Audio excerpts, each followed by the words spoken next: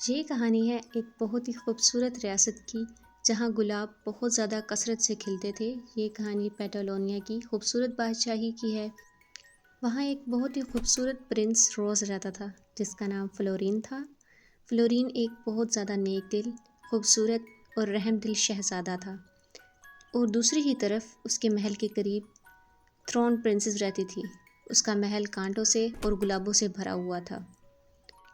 سیریفینا ایک تیز مزاج اور خوبصورت شہزادی تھی۔ اس کے سر اور کپڑوں پر کانٹے ہی کانٹے تھے۔ ایک دن سیریفینا اپنے محل سے باہر نکلی اور روز پرنس فلورین کے محل جا پہنچی۔ چلتے چلتے اس نے اتنا خوبصورت نظارہ پہلے کبھی نہیں دیکھا تھا۔ وہ کافی دیر وہاں پر کھڑی رہی اور خوبصورت رنگوں کو دیکھتی رہی۔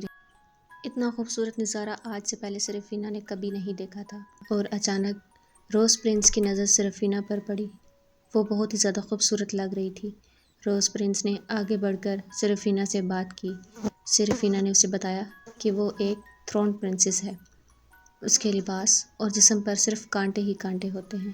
روز پرنس کی خوبصورتی اور مہربانی کی وجہ سے اس پر خوبصورت گلاب اگنے لگے۔ سیریفینا نے اس کے ساتھ بہت ساری باتیں کیں۔ روز پرنس اسے اپنے ساتھ بال میں لے گیا۔ پرنسس سیریفینا اور پرنس فلورین نے ایک دوسرے کے ساتھ بہت سارا وقت گزارا، اور وہاں پر ناچ گانا بھی، بہت سارا مستیاں بھی کیں۔ فلورین نے شہزادی سیریفینا کو ایک بہت ہی خوبصورت لباس تحفے میں دیا۔ سیریفینا اور فلورین ایک دوسرے کے بہت قریب آ گئے۔ وہ دونوں بہت ہی زیادہ ایک دوسرے سے پیار کرنے لگے۔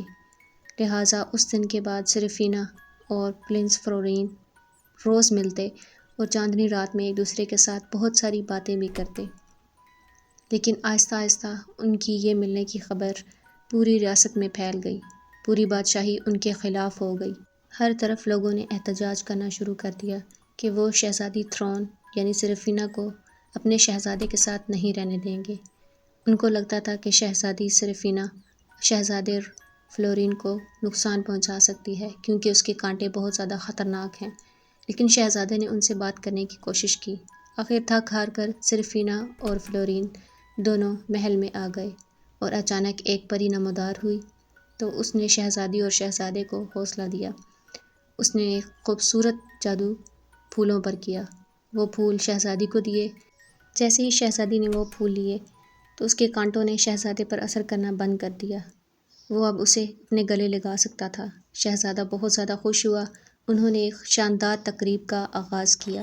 تمام محل کو دعوت دی گئی، اور ریاست کے لوگ بھی وہاں پر ان کی شادی میں شریک ہوئے۔ ایک بہت ہی خوبصورت شادی، روز پرنس اور تھرون پرنس کی شادی کا آغاز ہوا۔ لوگوں نے خوب جشن منایا۔ وہ دونوں ایک ہو گئے اور ہنسی خوشی ایک دوسرے کے ساتھ رہنے لگے۔